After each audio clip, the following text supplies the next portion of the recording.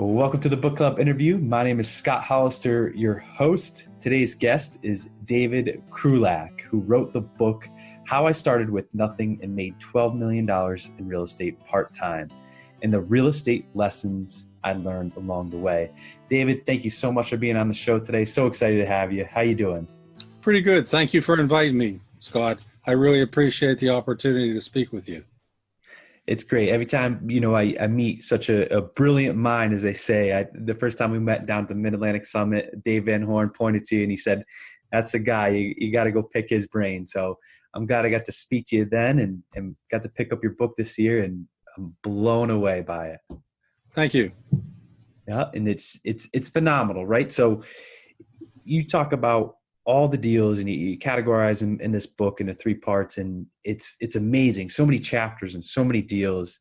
It's before we get into the thick of it, I want to start at the beginning. So how did you get started in real estate, and what are you up to these days? A friend of mine got involved in real estate, and I talk about that in the beginning of the book. He bought a property and he did very well with it. And I was really impressed, and I decided I'd like to do something else along those lines. And so I was looking for property to buy. I had a low-paying entry-level job, and I looked at lots and lots of properties. Properties that I liked, I couldn't afford. Properties I could afford, I didn't like. So I looked for months and months and months. And I would tell everybody that I knew that I was looking for property. And somebody who I worked with said, well, they're having this auction on the street where I live. They're going to be selling a house. So I went and looked at the house, and it was nicer than anything else that I had looked at. It was, I think, around 17 years old. So it was relatively new, and it was in good condition. It was owned by the state. They had bought it to put in a highway interchange, and the interchange was going to come into a subdivision, and the people who lived in the subdivision protested and didn't like the route of this interchange, and so they got the state to redesign the interchange to skirt the perimeter of the subdivision rather than going into the subdivision. They ended up with 3 extra houses that they had already bought, but they didn't need for the highway expansion. They rented them for 7 years at below market rents, by the way. And then the state decided to sell. They needed an act of the legislature and the signature of the governor in order to sell these properties, which were considered excess to the needs of the state. So I went to the auction. The terms of the auction were that you needed 10% down the day of the auction, and you had to settle in 30 days. I go to the auction. There were a couple other people bidding. After we got up a little bit, the only other bidder was a real estate broker that I had recognized. I figured that he was buying the property not to live there. He was either going to flip it or rent it. I figured that I could go higher than he could. I'd never been to an auction before. I never bought any real estate before. I ended up bidding more than I had deposit to pay for. But a friend of mine had come with me out of curiosity to the auction, and he lent me the money to make up the difference in my deposit. And I ended up buying this property. I was renting an apartment. I gave notice at my apartment that I wanted to leave in 45 days, figuring that'd give me enough time to settle and move. I had very little to move because I was only living in a 1-bedroom apartment. Well, the 30 days come and pass, and we didn't settle. And so I went to the Attorney General's office at the state, where they were handling the sale, and I said, I'm going to be homeless. Is there any way that I could move into this property in advance of settlement? And the deputy attorney general that was handling the sale said, well, we really can't do that. He says, we don't carry any insurance, so we couldn't let you move into the property. I said, well, that's no problem. I already got an insurance policy because I was figuring that we're going to settle in 30 days. And they said, well, if I show proof of insurance, that they would give me the keys and I could move in. So I did. And I moved into the property thinking that we're only going to be delayed maybe a few days. Well, there was a small title problem in that there was a little sliver of land at the back of this property that was going to be taken for the highway. And so the deed had to be rewritten to have new meets and bounds. And while I was living there, the state was paying for the sewer and the trash, which had to go to the deeded owner, which was the state.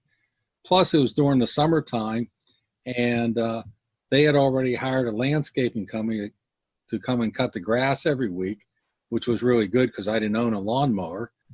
And I paid the gas and the electric and the water, and they paid the sewer and the trash, and they paid the lawn service. And I also got a roommate to move in and pay me rent.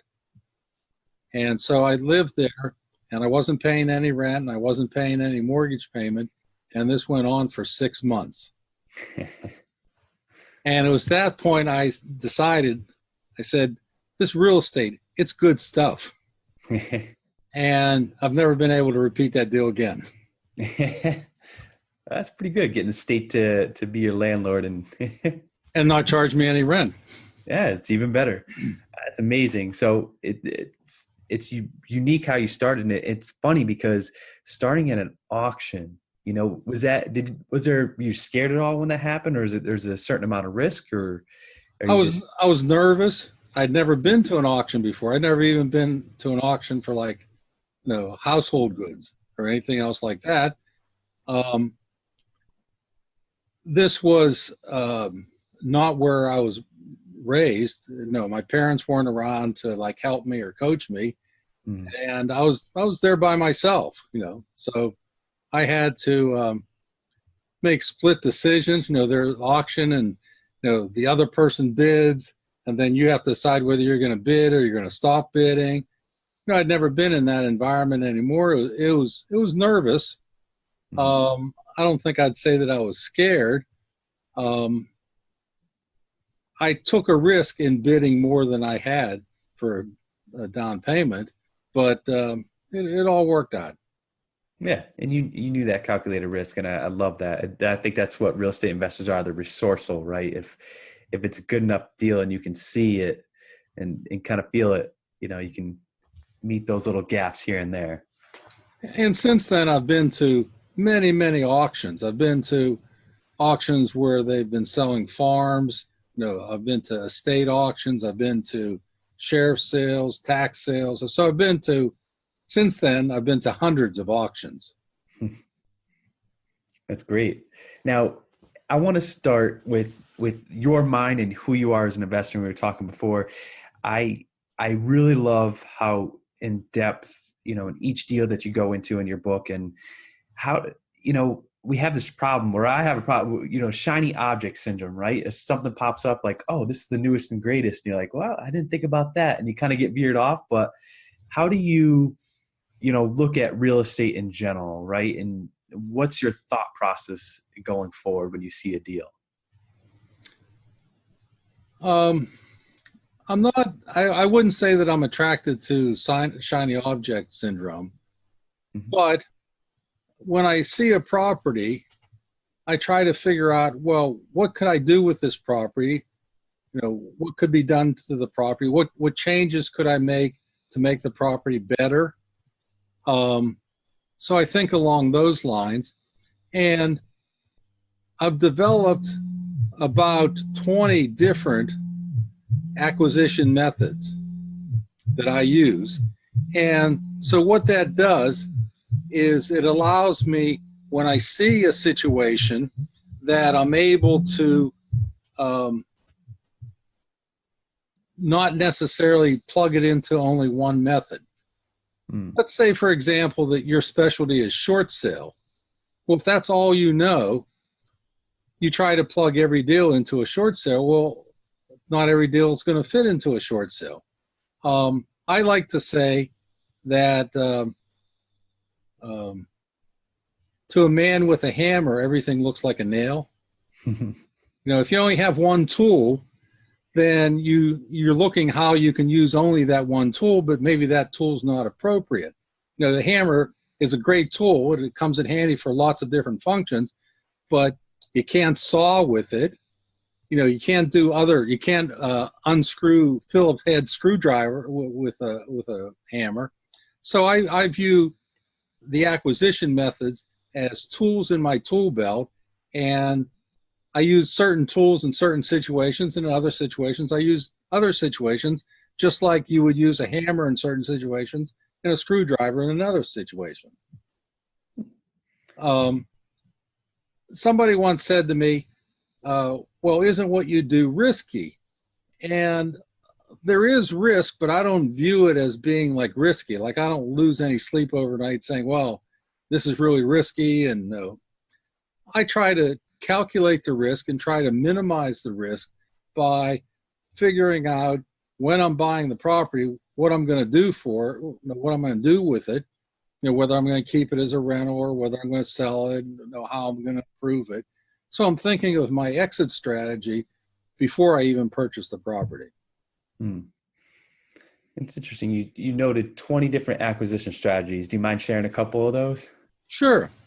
As I already mentioned, I go to tax sales. I go to sheriff sales. I buy HUD properties, from Housing and Urban Development. I've bought VA properties. I've gone to auctions where people are selling the property because either the owner is deceased or the owner's gone to nursing home or some other kind of place to live rather than their own home. I've bought probate property. I'm under contract now to buy a property that's condemned. That's a little interesting. I've bought landlocked property. I've bought properties that have failed perk test on them, so they're unbuildable. I've bought properties in floodplains. I've bought properties with historic designations. I've done a lot of different things. That's interesting. So what's your exit strategy on something that has a failed perk test, right? You can't build on it. Well, I have a real estate license. I'm not sure whether you are aware of that or not. I'm a licensed real estate broker, and I have my own office. I'm the broker of record. I own the office. But in addition to that, I went and got a state license to do perk test. And it's not that I really wanted to do the perk test. A perk test is a test you do to figure out whether the land is going to be suitable for a septic system.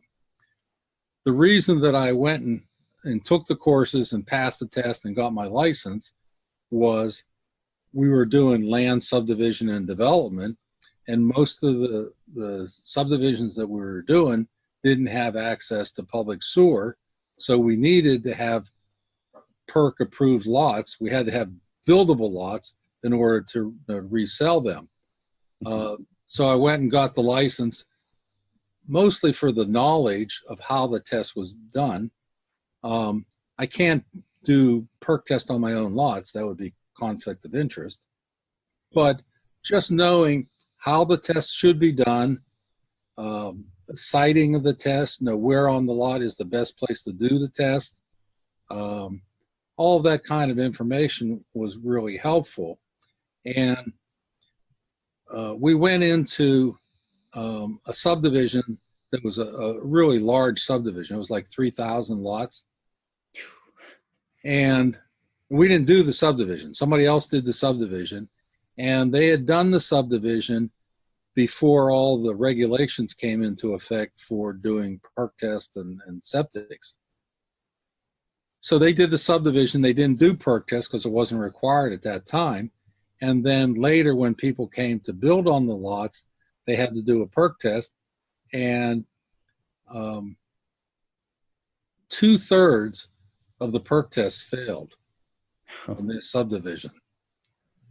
So people bought these lots with the anticipation that they were going to be able to build there, and then they'd go and do a perk test and it failed perk, and then they couldn't build there.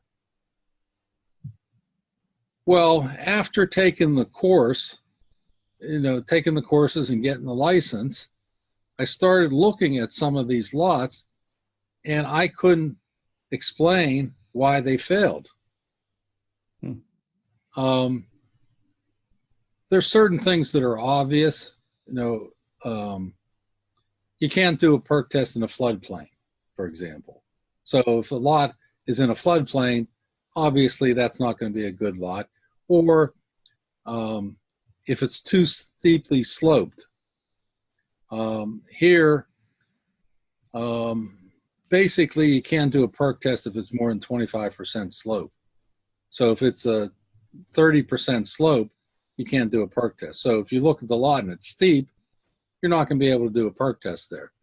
If you see like a lot of rock outcrops and a cliff and ledges and things like that, that's probably not going to be suitable.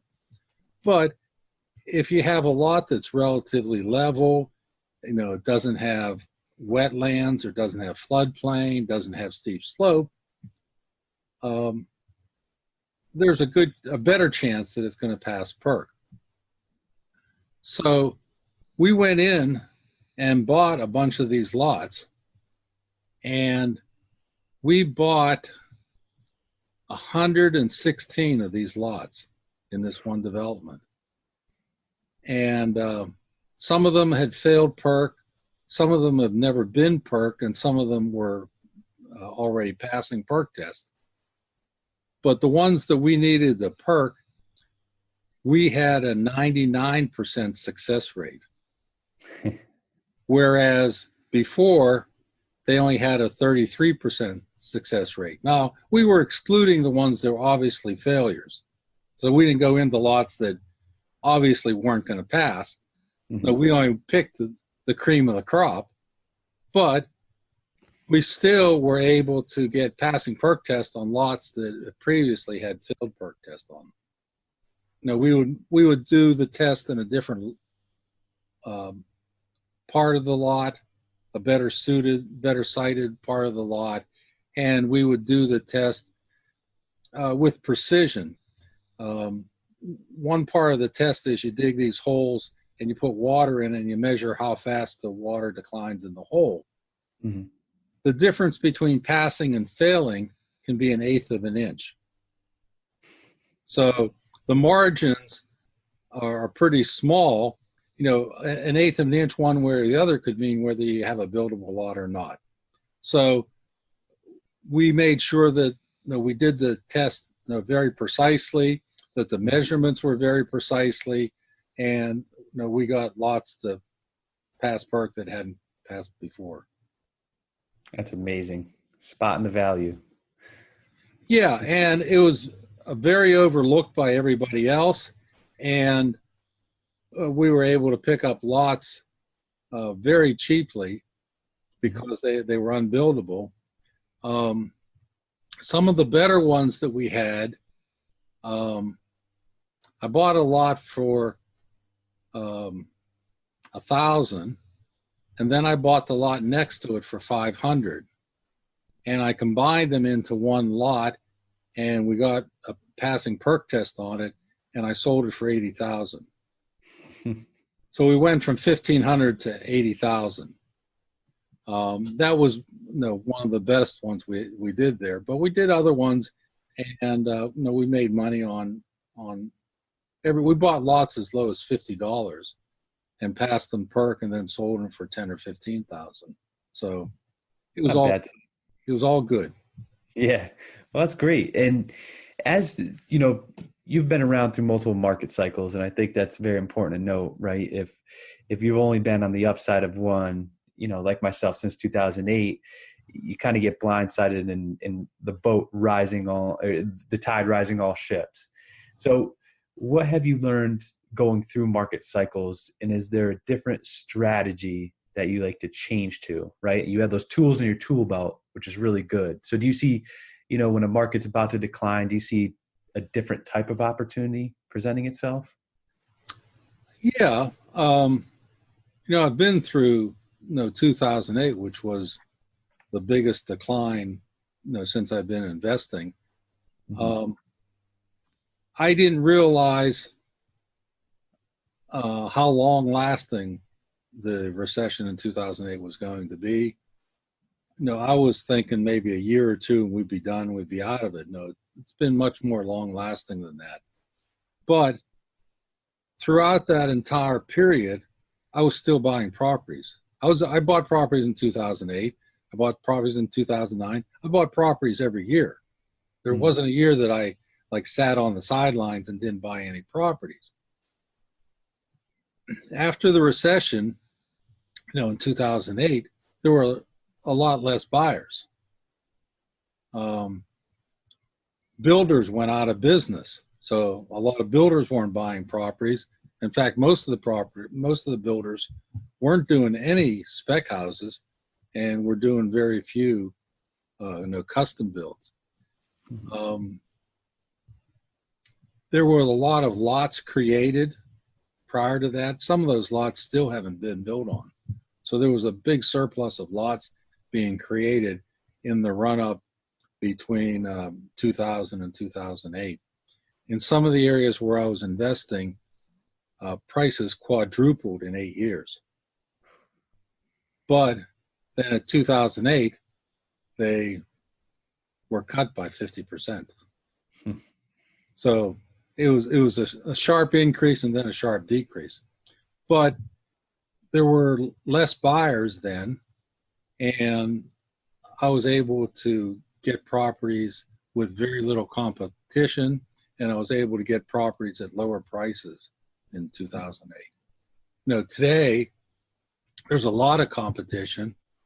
There's a lot of people that are flipping, that are aggressively looking to buy properties, and it's hard to find properties. It's hard to find properties at low prices because of all the competitive buyers that there are in the marketplace today that weren't in the marketplace in 2008. Mm-hmm. Now, in terms of, the three different sections of the book, you start with houses and apartments, and I kind of want to highlight each one, and then we'll go to land and subdivisions. So I'd like to talk about either your favorite deal or your favorite strategy per topic. So let's start with houses. One of your favorite deals. Excuse me. Yep.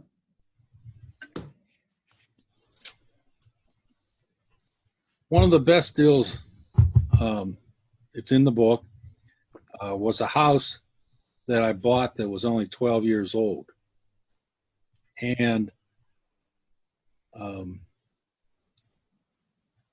it had 3 mortgages on it. It had a first mortgage, it had a second mortgage, and it had a third mortgage on it. And the first mortgage was foreclosing at the sheriff's sale. And when the foreclosing mortgage holder is foreclosing, they have to notify the other lien holders and tell them that their liens are going to be wiped out. So the second and third mortgage would be wiped out if the first mortgage is the one that's foreclosing.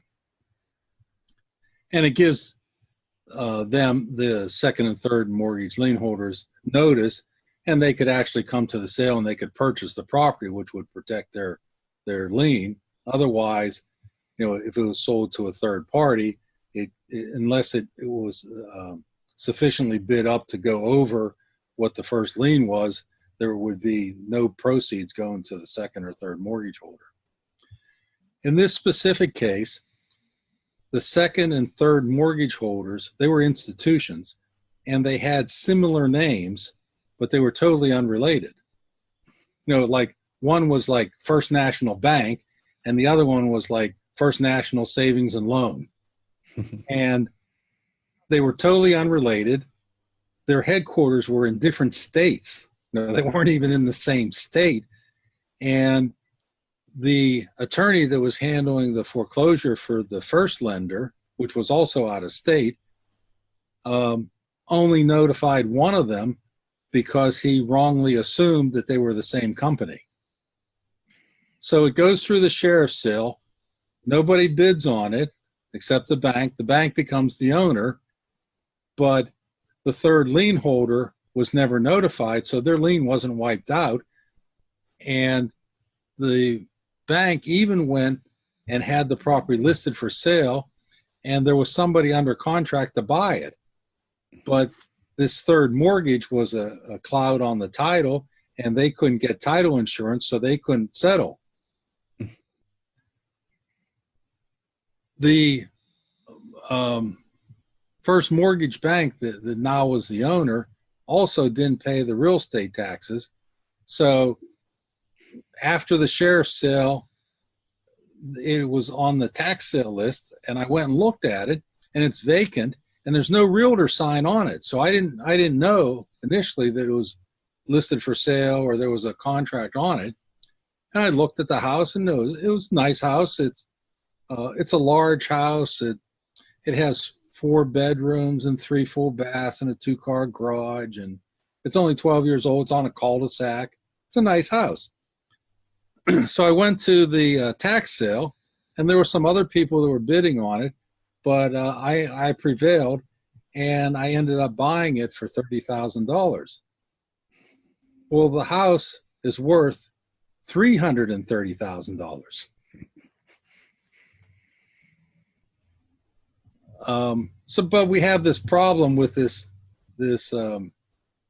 outstanding third mortgage on the property, and so the first bank lien holder had to go through a second sheriff's sale process in order to wipe out the third mortgage. And before that happened, I became the owner, and I wasn't exactly sure whether we were going to keep the property or whether the bank was going to sue me or what was going on. But I hired an attorney, and we prevailed through some legal matters, and I ended up being the owner of the property. Kind of the irony of this whole thing is the third mortgage holder was never in default. The former owner had arranged that through a friend of a friend. Like a friend of them said, go to this place, they'll give you a third mortgage. And so they went there and they got this third mortgage. So then when they lost the house and when they were not paying their first and second mortgage, they felt compelled to pay on the third mortgage because it was arranged through their friend and they didn't want to cause a problem with their friend. So they paid that mortgage, and they continued to pay it even after they weren't the owner of the property until they paid it off in full. So that third mortgage was never in default. So it was like a real unusual circumstance. We went in and we cleaned and we painted, but there wasn't any, like major work that needed to be done. And the first tenant that we rented it to paid us $2,050 a month in rent. So we paid $30,000 for the house, and then we got over $24,000 back in the first year in rent. So it was a pretty good deal. Yeah, I put that in the books as a good deal. Yeah, it's in the book. It's a good deal. That's great. No, I love that. And so in terms of, tax sales, do you farming your local area, do you keep up on, the properties that are going to tax sale? And is that something that you check every so often? They have tax sale here in my area once a year. And depending on the size of the county, the list can be pretty extensive. And they publish the list. Some of the counties publish it online. Some of them publish it in the newspaper. There could be 3,000 properties on the list 30 days before the sale. But 90% of those drop off the list by the time of the sale.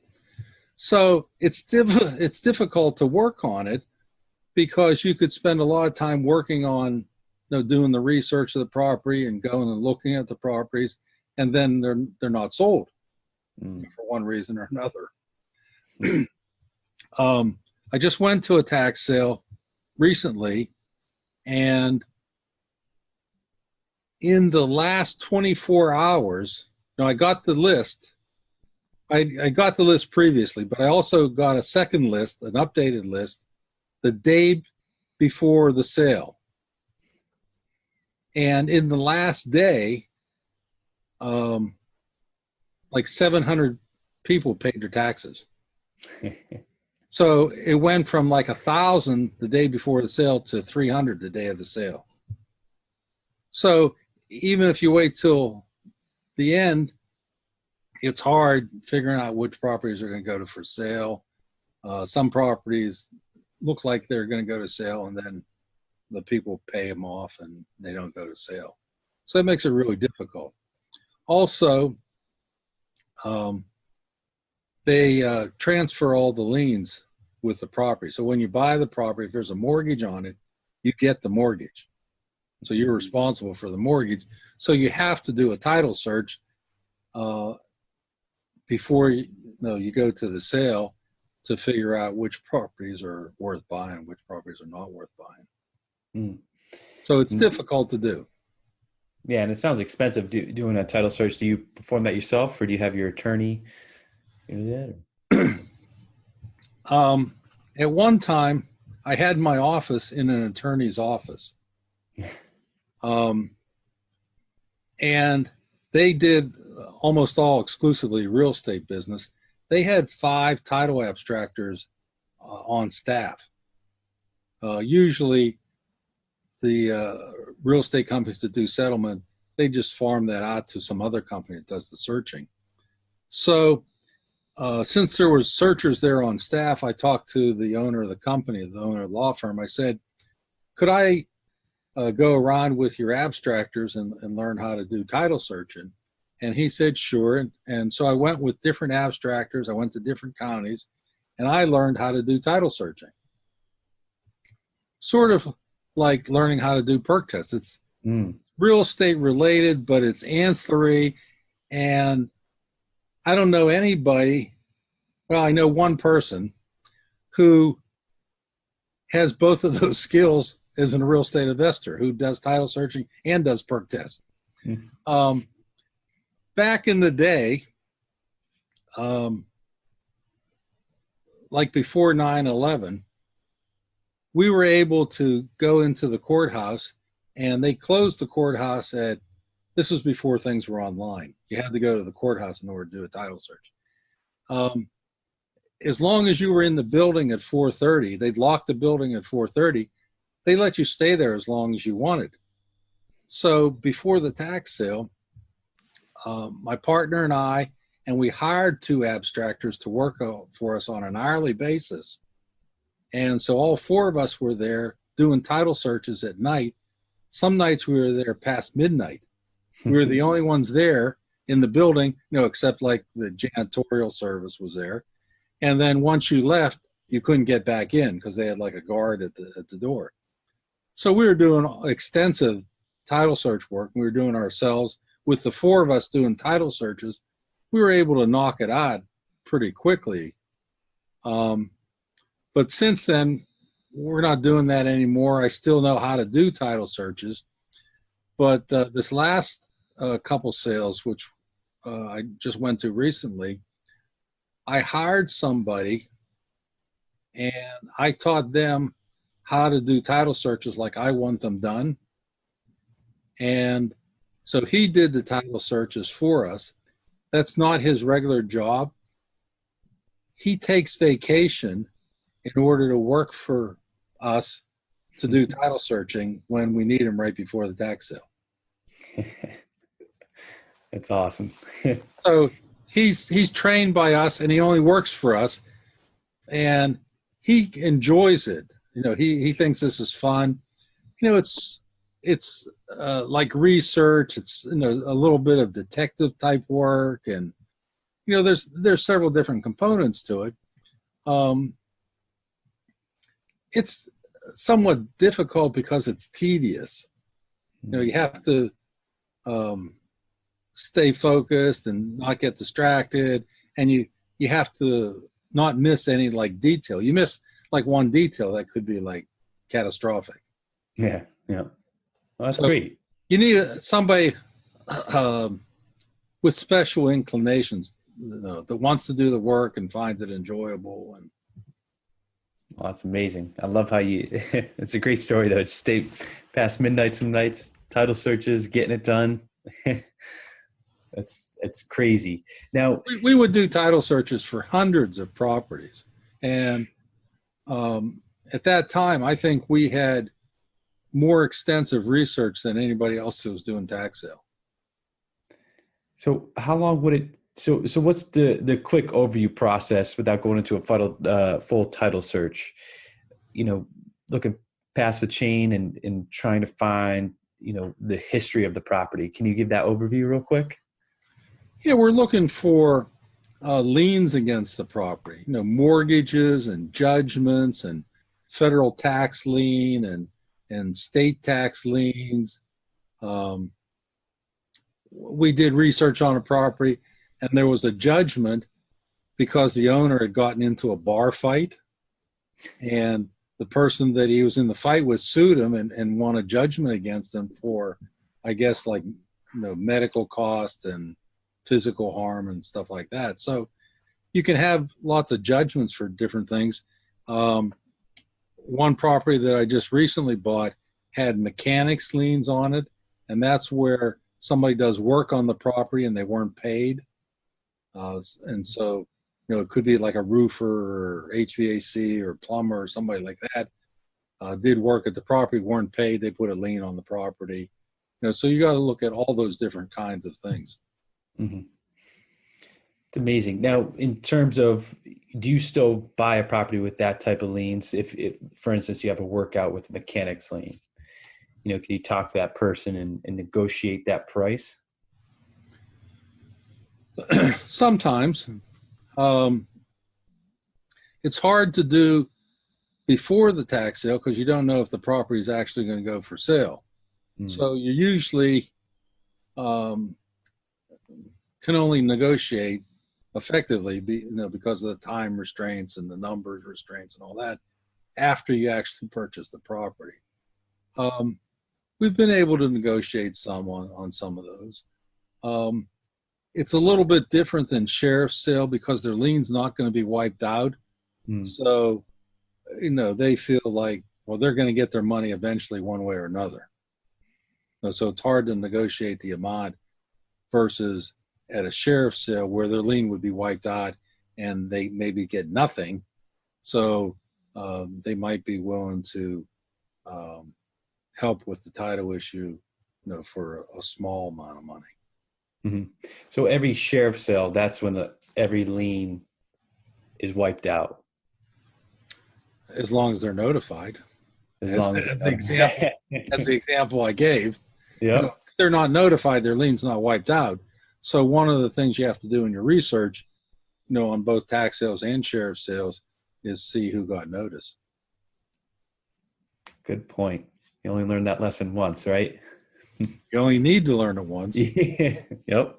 Now, in terms of commercial real estate, so you have a section on apartments. What type of creative, juices are flowing when you see a commercial property come across your desk? The very second property I bought was a 3-unit, and it was an estate, and there was like 5 or 6 heirs. Mm-hmm. They didn't have it listed. They didn't have a sign on the property. You can't sell in secret. If you're going to sell a property, people have to know. Like,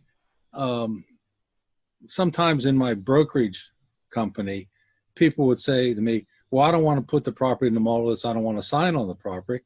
And I say, well, do you really want to sell it? Because you can't sell something if nobody knows it's available for sale. So advertising and promoting the property is part of the selling process. But anyway, this 3-unit, the way that I found out about it was my wife worked at the same place as somebody, and this was owned by their grandmother, and their grandmother had passed away. And that was the only way that I found out about property. And as far as I could tell, they didn't have any other prospects. They weren't advertising it. It wasn't listed for sale, wasn't a sign on the property. So I went and looked at the property. It was an older property and needed work, but I put in an offer and I ended up getting the property. I ended up owning that property for 37 years. And we had done a lot of improvements over 37 years. We had replaced the furnaces and hot water heaters and kitchens and roofs and windows and siding. We had done a ton of work over 37 years, as you would expect. And somebody asked me if I had something for sale, and I told them what I had for sale, and they said, well, I wasn't really looking for single family. Do you have any apartments? And I said, well, I have this apartment building. I later ended up buying the apartment building next to it too. So I had two buildings right next to each other. And I said, I don't have this listed for sale, but I'd consider selling it. And so they came and looked at it, and we worked out a deal, and they ended up buying it. So it wasn't for sale either. And I told them I owned it 37 years. And coincidentally, the people that owned it before me, they owned it for 37 years. So in 74 years, there had only been two owners. And I said to these guys that bought the building, I said, people don't look at that sort of thing, but I think that that's an indicator of a good property. If people sell a property and it has a different owner every other year, it's probably not a good property, and people are buying it. It doesn't live up to their expectations, and so then they're dumping it. But if you see a property that's been owned by the same owner for 37 years, and the owner before it owned it for 37 years, it's probably a good property, and that's why they kept it so long. But I don't think anybody looks at that as a factor in their decision on whether to buy a property or not. So I sold those buildings to these investors, and I sold it for 6 times what I paid for it. But I had owned it for 37 years, so yeah, I would expect to sell it for a lot more than I paid for it. But I did sell it for 6 times what I paid for it, and I was satisfied with the selling price. No, I think they got a good deal, and it's a money-making property. That's great, and creating the cash flow all along the way. That's amazing. That's right. And I think that's a good point to point out that you said that. It's look for those quick turnovers, and that's an important factor in that, the quest to own real estate. Yeah, if the property's for sale and the owner's only owned it for 2 years and the owner before him only owned it for 2 years, you want to know why. Why is that the case? Mm-hmm. Yep. That's well said. And you talk a lot about land subdivisions in the book, and this is always something that, I've thought about as a real estate investor, but never really got there. I think, what I hear mostly is that it's kind of an alligator, right? There's a lot of fees associated with just raw land without any income. So what's your take on hearing that? Yeah, that's true. But we've had some really phenomenal properties. They're in the book. We had 2 properties where we grossed over $1 million, on the property. So that kind of makes up for not having monthly rent. Yep. There are expenses. There's a lot of expenses to do a development. Speed is one of your friends. The faster you can do a subdivision, the better off you are, because the time value of money and getting the property on the market as soon as possible. We usually allocate 1 year to get all the approvals for a subdivision. And then our business plan is we want to sell out in 3 years. We want every lot to be sold in 3 years. Mm-hmm. We've done subdivisions as big as 100 acres, and we've sold them out. We sold that one out in less than 3 years. We did another one where we grossed over $1 million, and it took us less than a year to get the approvals, which was a good thing. And we sold that out, I think, in 22 months. So we weren't in the property very long. And that one, we required 3,000 square foot minimum size houses with 3-car attached garages, and 90% of the front had to be masonry. So they were nice houses in there. And we sold them really quickly. And we actually sold them for more than we had projected, to be the sale price. We sold 2-acre lots in there for around $100,000 each. So who's your end buyer? And are you going dividing and then selling lots off individually for someone to build their dream home? Okay. That would typically be what we do. We sell to end users who are going to build their own home. Mm-hmm. We also sell to builders who are going to build either a spec or a custom house. So we don't have like cookie cutter subdivisions where every house looks the same. Mm-hmm. Like on the one that we had 100 acres, about half of them were sold to end users, and the other half were sold to builders. And I think there were maybe 6 different builders that came in. We didn't have a list of builders. Any builder could come in as long as they met the protective covenants, the size and all the other requirements. It's interesting. And do you do any, seller financing for those contractors that come in? Any creative, Not usually. We did one where we subordinated our mortgage, which is commonly done in land subdivisions where, as the owner of the property, we would typically have a first mortgage, but we will, in 1 or 2 cases, we've allowed the builder come in, they get a mortgage, that mortgage goes in first position, and we bump back the second position, and we don't get paid off until the house is sold. Mm-hmm. But I prefer just to sell the lots outright, get our money, and let the builder go on. In one of the subdivisions that we did, a builder bought 2 lots at the same time. And I said, at settlement to the builder, I said, you're going to build on one lot and then show it, and people come by and they say, well, I don't like this, I don't like that. And then you say, well, I have another lot down the street. I can build you exactly what you want. He said, oh, no, we're not going to do that. He said, there's economy of scales if we build both houses at the same time. We have, the carpenters and the drywallers and the plumbers and the HVAC and the roofers and that. They do one house, then they go and do the other house. So they're doing 2 houses simultaneously. Well, then the market tailed off. They had built these 2 houses. The market tailed off. They sold one of the houses, but they couldn't sell the other one. They ended up going in foreclosure, and the contracting company went bankrupt. Whereas, if he would have done what I had asked him, what he was going to do, I think he might have been able to survive. I don't know.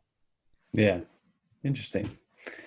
I think spec houses are really difficult to do, and I would never build a spec house. I'd build a custom house, and if I was a builder, but I don't think I'd build spec houses because you're at the whim of the market. No, that's interesting. Now, with that reflection, have you ever built brand new construction with the raw land that you've had, like a Hyacinth View situation, or is that too much risk going out and being at the whim of the market? I've only built one house, and how it came to be was I had a client that I had already sold another house to, and they wanted a house with very specific things. So I showed them houses that were already existing, and they didn't like any of them. And I had a subdivision there that was already approved and ready to build. And so I said to them, would you be interested in a new build? And they said yes. And we designed the house to their specifications. And we built the house, and they moved in. Coincidentally, we were doing a big remodel at another place simultaneous to this, where we doubled the size of a house, which was almost the same as building a new house. So at one location, we were building a new house. At another location, we were doubling the size of the house. And the place where we were double the size of the house, we took all the shingles off of the existing house so that when we re-roofed the house, all the shingles would be brand new and all look the same. The addition wouldn't have new shingles and the old section have old shingles. We also took all the siding off the old part of the house and put new siding on the old part of the house and the new part of the house so that it blended in, so it looked like the addition was part of the house rather than some afterthought that was added on. Mm-hmm. We ended up on the property we were doing an addition, we spent $200 a foot on construction. And on the house we built from scratch on a vacant lot, we spent $100 a foot. So it cost us twice as much money to do an addition on a house than it did to build a brand new house. It's amazing. I love it. It's creative process, and your resume is just, you got so much going on, and it's amazing, as you call it, different tools in your tool belt, being able to handle each situation. So, before we wrap things up, I ask each interviewee the best 3 tips they've ever got on business, real estate, and life. So what's the best thing you've ever learned in business? My friend who bought real estate before me has kind of helped me along the way. I've asked him questions, and he's really turned me on to buying rentals. So the rentals were a good thing to buy. When I had my office at the attorney's office, he also was a big real estate investor, and he told me that he made more money on his real estate properties than he did on his law practice, which was kind of eye-opening. And my friend who started out before me, I tell the story in the book. When I bought my first house, it didn't have a refrigerator. And so I needed to buy a refrigerator, and he came and helped me. And I was looking in the ads for newspaper. I was going to buy a used refrigerator. I had limited funds. And there was an ad that was like 50% higher than my budget was for a refrigerator. And I didn't want to go look at it. He said, well, let's just go look at it. Maybe they'll take less. So we went and looked at it. The refrigerator was only 3 months old, and it was sitting in their hallway. They weren't using it. And I offered them what my budget was, which I had money for, and that we would take it away immediately. And so the owner decided that they would sell the refrigerator for a third less than they were asking. They were getting the cash, and it was going to be out of their hallway, and we'd be gone. They'd never see us again. So his maybe they'll take less has always stuck with me. And whether you're in negotiations for a refrigerator or for a house, maybe they'll take less. I love that. That's a beautiful point. What about best tip ever when it comes to real estate investing? The attorney that I had my office with, he told me he bought properties and he kept them. as rentals, and they were paid off. And he told me, you can't go wrong with rentals. Just keep them, don't sell them. Basically, buy and keep forever. And I think that that's a good approach. I sort of had that approach on the property that I owned for 37 years. I did sell it eventually, but 37 years is close enough to forever. Yep. I love that. And that's interesting. That's the second time I've heard that this month from a successful real estate investor, kind of regretting those things you sell, but 37 years, that's a long time. So it is. Yeah. What about life? Best tip you ever got on life? Oh boy. It's a loaded one.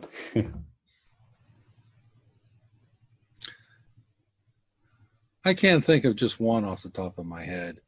I try to look at life positively, and I think that is reflective in my investment. That I look at a property, and no matter how bad it is or what condition it's in, I want to look at what can be done positively to make it a better property. And so I try to have a positive attitude. My parents were both hard workers. I think my mother used to say, hard work never hurt anybody. And so I think that, their guidance and their drive, is reflected in me. That, I'm still working at it. I'm still buying properties. I'm still selling properties. I'm still rehabbing properties, and I'll probably continue doing that. Good. Get that lifelong enjoyment. I think that's important, right? That's Having that passion. All right. Well, I appreciate your time so much, David. Do you want to tell the listeners the best place to find out more about you and where to purchase your book? Yes. I'm on LinkedIn. I'm on Bigger Pockets. I did a Bigger Pockets podcast. This is my book.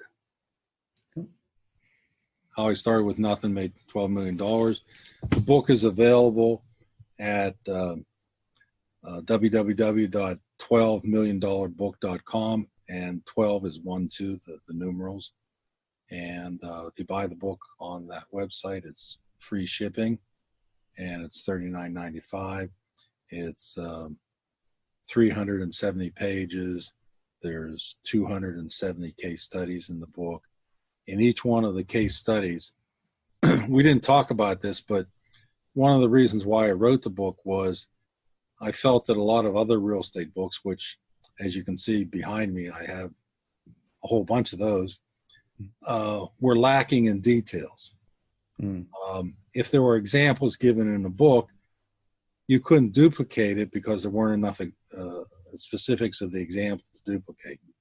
I felt that was lacking, a shortcoming in other books, and I tried to resolve that in my own book. So for every one of the case studies, which are actual properties that I bought, they're not my students or friends of mine or deals I heard about or anything else like that. These are my deals.